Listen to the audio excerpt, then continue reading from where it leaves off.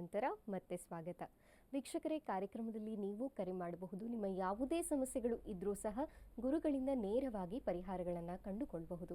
ಇನ್ನು ಧಾರ್ಮಿಕ ಚಿಂತನೆಯ ವಿಚಾರಕ್ಕೆ ಬರೋದಾದರೆ, ಇವತ್ತು ಮುಖ್ಯವಾಗಿ ಪ್ರತಿಯೊಬ್ಬರ ಆರೋಗ್ಯದ ಸಂಬಂಧಪಟ್ಟ ಹಾಗೆ ಆ ಸಮಸ್ಯೆಗಳನ್ನು ದೂರ ಮಾಡುವಂಥ, ಆರೋಗ್ಯದ ಸಮಸ್ಯೆಗಳಿಗೆ ಪರಿಹಾರ ನೀಡುವಂಥ ಮೃತ್ಯುಂಜಯ ಸ್ತೋತ್ರ, ಮಂತ್ರ, ಪೂಜೆ ಈ ಎಲ್ಲ ವಿಧವಾದ ಮಾಹಿತಿಗಳನ್ನು ಗುರುಗಳು ನೀಡಲಿದ್ದಾರೆ. ಅವರಿಂದ ಕೇಳಿ ತಿಳಿದುಕೊಳ್ಳೋಣ. ಗುರುಗಳೇ, ಮೃತ್ಯುಂಜಯಾಯ ರುದ್ರಾಯ ನೀಲಕಂಠಾಗೆ ಶಂಭವೇ ಅಮೃತೇಶಾಗಿ ಶರ್ವಾಯ ಮಹಾದೇವಾಗೆ ತೇ ನಮಃ. ನೋಡಿ, ಸಾಮಾನ್ಯವಾಗಿ ನಮಗೆ ಗೊತ್ತು ಆರೋಗ್ಯವೇ ಭಾಗ್ಯ ಅಂತ. ಸಾಮಾನ್ಯವಾಗಿ ನಾವು ಒಂದು ಮಾತಾಡ್ತಾ ಇರ್ತಾರೆ, ಆರೋಗ್ಯ ಚೆನ್ನಾಗಿತ್ತು ಅಂತಂದರೆ ಅಷ್ಟೈಶ್ವರ್ಯ ಇದ್ದಂಗೆ ಅಂತ ಹೇಳ್ತಾ ಇರ್ತಾರೆ. ಯಾಕಂದರೆ ಎಷ್ಟೇ ಹಣ ಇದ್ದರೂ ಕೂಡ ಅಥವಾ ಏನೇ ನಾವು ಚೆನ್ನಾಗಿದ್ದರೂ ಕೂಡ ಆರೋಗ್ಯದಲ್ಲಿ ಏನಾದರೂ ಸಮಸ್ಯೆ ಕಾಡ್ತಾ ಇತ್ತು ಅಂತಂದರೆ ತುಂಬ ಕಷ್ಟದ ವಾತಾವರಣ ಆಗುತ್ತೆ. ಕುಟುಂಬದಲ್ಲಿ, ಒಂದು ಮನೆಯಲ್ಲಿ, ಒಂದು ಗೃಹದಲ್ಲಿ ಕೂಡ ತುಂಬ ಸಮಸ್ಯೆಗಳನ್ನು ಎದುರು ನೋಡ್ತಾ ಇರ್ತೀವಿ. ಹಾಗಾಗಿ ಕೆಲವೊಂದು ಆರೋಗ್ಯ ಸಮಸ್ಯೆಗಳು ಅಂತ ಬಂದಾಗ ಸಾಮಾನ್ಯವಾಗಿ ನೋಡ್ತಾ ಇರ್ತೀವಿ, ಕೆಲವು ದೀರ್ಘಕಾಲದ ಆರೋಗ್ಯ ಸಮಸ್ಯೆಗಳಿರುತ್ತೆ, ಅಥವಾ ವಂಶ ಪಾರಂಪರ್ಯ ಕೆಲವೊಂದು ಆರೋಗ್ಯ ಸಮಸ್ಯೆಗಳು ಕೂಡ ನಾವು ನೋಡ್ತಾ ಇರ್ತೀವಿ. ಇನ್ನು ಕೆಲವೊಂದು ಸಂಚಿತ ಕರ್ಮದಿಂದ ನಾವೇ ಮಾಡ್ಕೊಂಡಿರೋದು, ಈಗ ಅಪಘಾತಗಳಾಗ್ಬೋದು ಇರುತ್ತೆ. ಈಗ ನೋಡಿ, ವಾಹನ ಮೃತ್ಯು ಅಂತ ಹೇಳ್ತೀವಿ, ಅಪಘಾತಗಳಾಗುವಂಥದ್ದು, ಅಥವಾ ಸರ್ಪ ಮೃತ್ಯು ಅಂತ ಹೇಳ್ತೀವಿ, ಅದರ ಹಾವುಗಳಿಂದ ಬರುವಂತಹ ಮೃತ್ಯು ದೋಷ ಆಗಲಿ, ಅಥವಾ ವ್ಯಾಳ ಮೃತ್ಯು ಅಂತ ಹೇಳ್ತೀವಿ, ಅಂದರೆ ಯಾವುದೇ ರೀತಿಯ ಪ್ರಾಣಿಗಳಿಂದ ಬರುವಂತಹ ಮೃತ್ಯು ದೋಷ ಆಗಲಿ. ಈ ರೀತಿ ಇರುವಂತಹ ಮೃತ್ಯು ದೋಷಗಳಿಗೆ ನಿವಾರಣೆ ಯಾವ ರೀತಿ ಮಾಡ್ಕೊಳ್ಬೇಕು, ಮತ್ತು ಆರೋಗ್ಯ ಸಮಸ್ಯೆಗಳಿಗೆ ಏನೆಲ್ಲ ಪರಿಹಾರ ಮಾಡ್ಕೊಳ್ಬೇಕು ತಿಳ್ಕೊಬೇಕಾಗುತ್ತೆ. ಯಾಕಂದರೆ ಯಾವುದೇ ಒಂದು ಸಮಯದಲ್ಲಿ, ಯಾವುದೇ ಒಂದು ಸ್ಥಾನದಲ್ಲಿ ಆಗಲಿ, ಮನೆಗಳಲ್ಲಿ ಯಾರಿಗಾದರೂ ಆರೋಗ್ಯ ಸಮಸ್ಯೆ ಇತ್ತು ಅಂತಂದರೆ ತುಂಬ ಕಷ್ಟದ ವಾತಾವರಣ ಇರುತ್ತೆ ಮನೆಯಲ್ಲಿ. ಯಾಕಂದರೆ ಯಾರಿಗೋ ಮನೆಯಲ್ಲಿ ಆರೋಗ್ಯ ಸಮಸ್ಯೆ ಇತ್ತು, ಯಾವ ಕೆಲಸ ಕಾರ್ಯಗಳು ಕೂಡ ಆಗ್ತಾ ಇರಲ್ಲ, ಅಥವಾ ಯಾವುದೋ ಒಬ್ಬರು ಒಂದು ಮದುವೆ ಆಗಿರೋರಾಗಲಿ, ಅವ್ರಿಗೆ ಭಾಳ ಸಂಗಾತಿಗೆ, ಒಂದು ಗಂಡಿಗೆ ಹೆಣ್ಣಾಗಲಿ ಅಥವಾ ಗಂಡಾಗಲಿ ಏನಾದ್ರು ಮನೇಲಿ ಆರೋಗ್ಯ ಸಮಸ್ಯೆ ಇತ್ತು ಅಂದರೆ ತುಂಬ ಕಷ್ಟ. ಅವರು ಎಲ್ಲೋ ಒಂದು ಹತ್ರ ಹೋಗಿ ಕೆಲಸ ಮಾಡಲಿಕ್ಕೂ ಕೂಡ ಆಗ್ತಾ ಇರಲ್ಲ, ಈ ಕಡೆ ಇವ್ರನ್ನೂ ಕೂಡ ನೋಡ್ಕೊಳಕ್ಕಾಗ್ತಾ ಇರಲ್ಲ. ಈ ರೀತಿ ಎಲ್ಲ ಮನೆಯಲ್ಲಿ ಏನಾದರೂ ತೊಂದರೆಗಳಾಗ್ತಾ ಇತ್ತು. ಈ ರೀತಿ ಇದ್ದಾಗ ಏನು ಮಾಡ್ಕೊಳ್ಬೇಕು, ಕೆಲವೊಂದು ಈ ಒಂದು ಮೃತ್ಯುಂಜಯಗೆ ಸಂಬಂಧಪಟ್ಟಂತಹ ಪೂಜೆಗಳನ್ನು ಮಾಡ್ಕೊಳ್ಬೇಕಾಗುತ್ತೆ.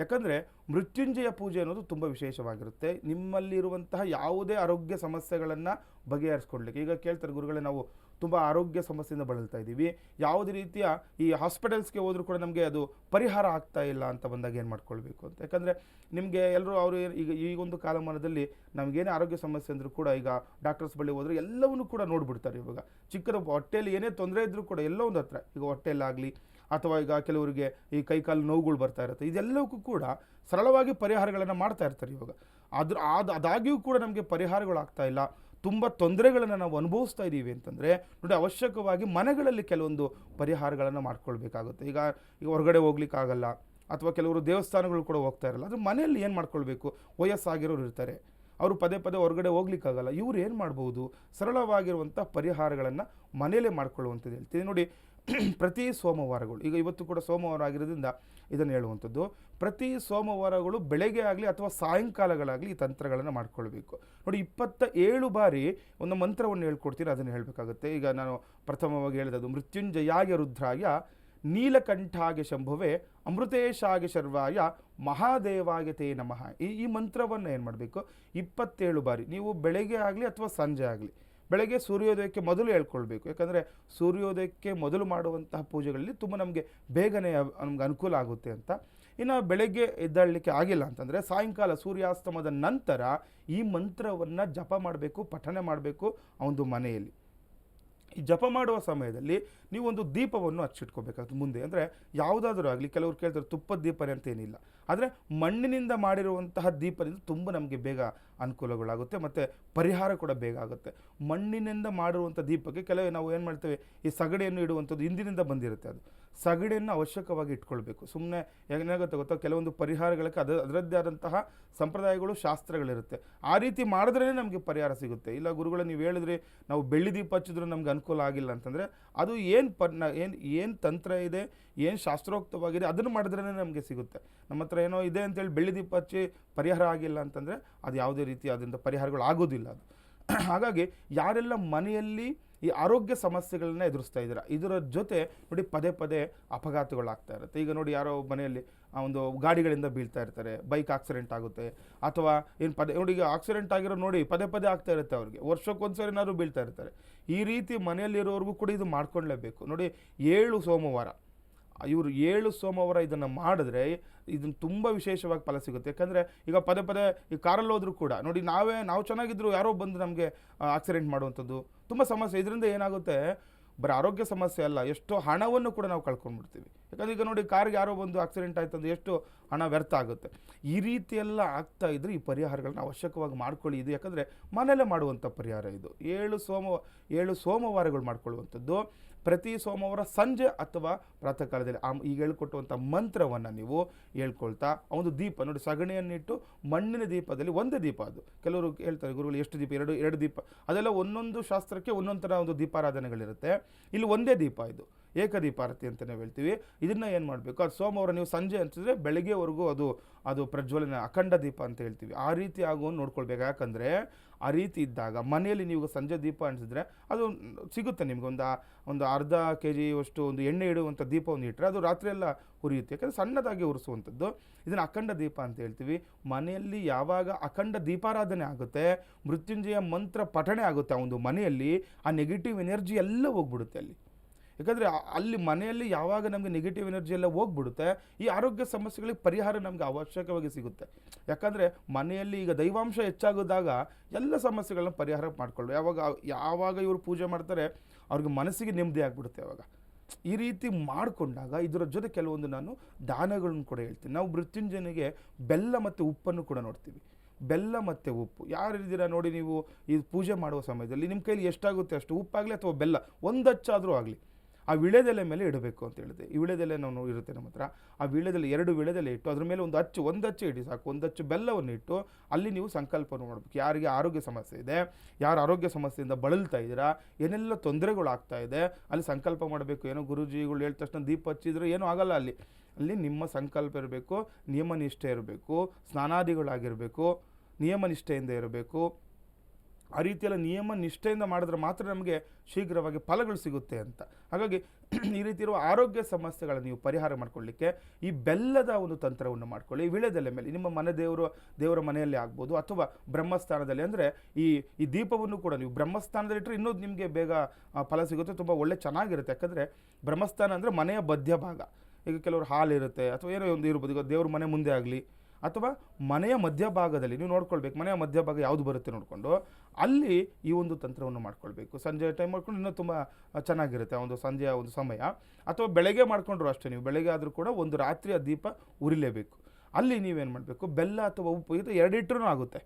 ಉಪ್ಪಿಟ್ಟು ನೀರಿಗೆ ಬಿಡಬೇಕು, ಬೆಲ್ಲವನ್ನು ದೇವಸ್ಥಾನಕ್ಕೆ ದಾನ ಮಾಡಬೇಕು. ಇಷ್ಟೇ. ಈ ರೀತಿ ಇರುವಂಥದ್ದು.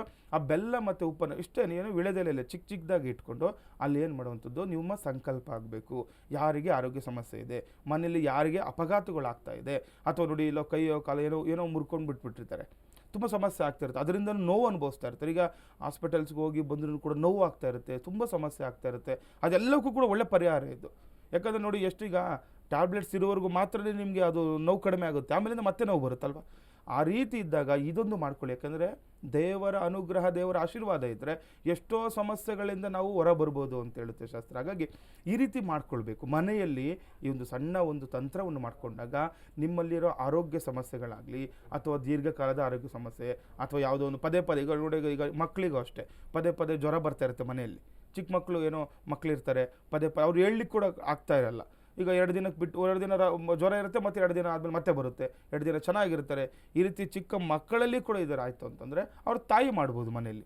ಅವ್ರ ತಾಯಿ ಮನೇಲಿ ಏನು ಅಲ್ವನು ಸೋಮವಾರ ಸಂಜೆ ಇದೊಂದು ತಂತ್ರವನ್ನು ಮಾಡಿಕೊಂಡಾಗ ಮಕ್ಕಳ ಆರೋಗ್ಯದಿಂದನೂ ಕೂಡ ಅವರು ಅನುಕೂಲ ಆಗುತ್ತೆ, ಮಕ್ಕಳಿಗೂ ಕೂಡ ತುಂಬ ವಿಶೇಷವಾಗಿ ಫಲ ಸಿಗುವಂಥದ್ದು. ಈ ರೀತಿ ಮಾಡ್ಕೊಂಡಾಗ ಆ ದೀಪಕ್ಕೆ ಯಾವ ರೀತಿ ಆರಾಧನೆ ಮಾಡ್ಕೊಳ್ಬೇಕು ಅಂತ ಹೇಳ್ಕೊಡ್ತೀನಿ ನೋಡಿ. ಆ ದೀಪಕ್ಕೆ ನೀವು ಅರಿಶಿಣ ಕುಂಕುಮವನ್ನು ಇಡಬೇಕು. ಈಗ ಸಾಮಾನ್ಯವಾಗಿ ದೀಪ ಅಂತ ಬಂದಾಗ ನಾವು ಅರಿಶಿಣ ಕುಂಕುಮವನ್ನು ಇಡ್ತಾ ಇರ್ತೀವಿ.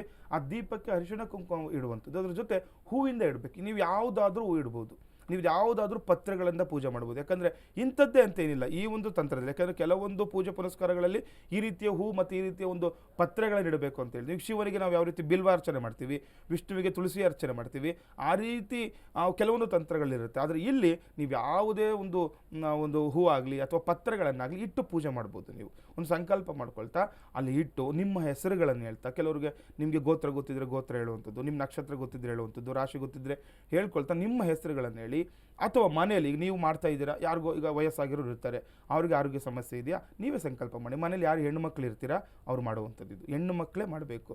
ಹೆಣ್ಣು ಮಕ್ಕಳು ಮಾಡಿದಾಗ ಮನೆ ಅಭಿವೃದ್ಧಿ ಆಗುತ್ತೆ, ಮನೆಯಲ್ಲಿರುವ ಸಮಸ್ಯೆಗಳನ್ನು ಬಗೆಹರಿಸ್ಕೊಳ್ಳಿಕ್ಕೂ ತುಂಬ ಶುಭವಾಗುತ್ತೆ. ಯಾರಿಗೆ ನೋಡಿ, ಹಿರಿಯರಾಗಲಿ ಅಥವಾ ಕಿರಿಯರಾಗಲಿ, ಯಾರಿಗೆ ಆರೋಗ್ಯ ಸಮಸ್ಯೆ ಇದೆ ಅವ್ರಿಗೆ ಮಾಡಲಿಕ್ಕಾಗಿಲ್ಲ ಅಂತಂದರೆ ಮನೆಯಲ್ಲಿ ಯಾರು ಹೆಣ್ಣು ಮಕ್ಕಳು ಇರ್ತಾರೆ ಅವರು ಅವರ ಹೆಸರನ್ನು ಹೇಳಿ ದೇವರಲ್ಲಿ ಒಂದು ವಿಜ್ಞಾಪನೆಯನ್ನು ಮಾಡ್ಕೊಳ್ಬೇಕು.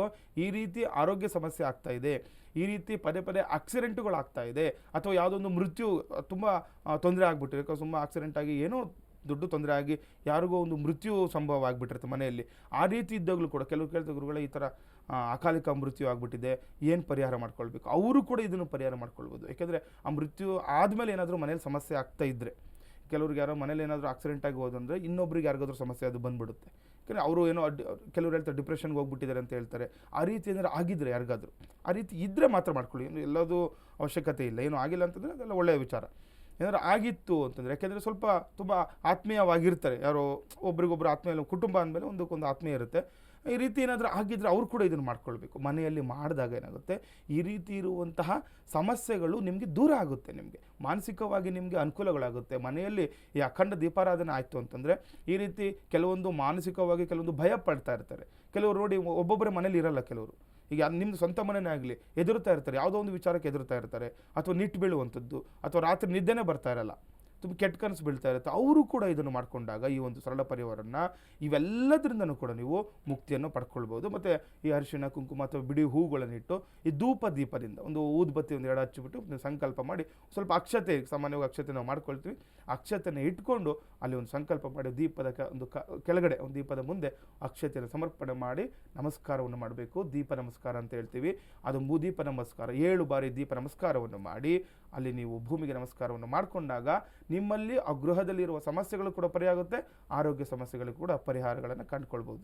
ಗುರುಗಳೇ, ಬಹಳ ಸರಳವಾಗಿ ಸುಂದರವಾಗಿ ಈ ಪರಿಹಾರಗಳನ್ನು ತಿಳಿಸ್ಕೊಟ್ಟಿದ್ದೀರಿ.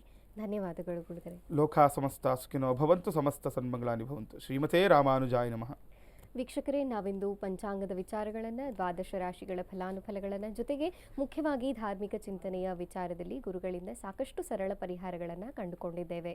ನೀವು ಕೂಡ ಗುರುಗಳನ್ನು ನೇರವಾಗಿ ಸಂಪರ್ಕ ಮಾಡಬಹುದು. ಸ್ಕ್ರೀನ್ ಮೇಲೆ ಕಾಣ್ತಿರುವಂತಹ ಗುರುಜಿಯವರ ಸಂಖ್ಯೆಗೆ ಕರೆ ಮಾಡಿ ನಿಮ್ಮ ಯಾವುದೇ ಸಮಸ್ಯೆಗಳು ಇದ್ರೂ ಸಹ ಅಪಾಯಿಂಟ್ಮೆಂಟನ್ನು ಫಿಕ್ಸ್ ಮಾಡಿಕೊಂಡು ಗುರುಗಳನ್ನು ಭೇಟಿ ಮಾಡಬಹುದಾಗಿದೆ. ಇದಾಗಿತ್ತು ಈ ಹೊತ್ತಿನ ವಿಶೇಷ ನೇರ ಪ್ರಸಾರ ಜ್ಯೋತಿಷ್ಯ ಕಾರ್ಯಕ್ರಮ ಬೃಹತ್ ಜಾತಕಂ. ಮತ್ತೆ ಮುಂದಿನ ಸಂಚಿಕೆಯಲ್ಲಿ ಭೇಟಿಯಾಗೋಣ. ನೋಡ್ತಾ ಇರಿ ಅಶ್ವವೇಗ ಸುದ್ದಿವಾಹಿನಿ. ಇದು ಸತ್ಯಾನ್ವೇಷಣೆಯ ಓಟದಲ್ಲಿ.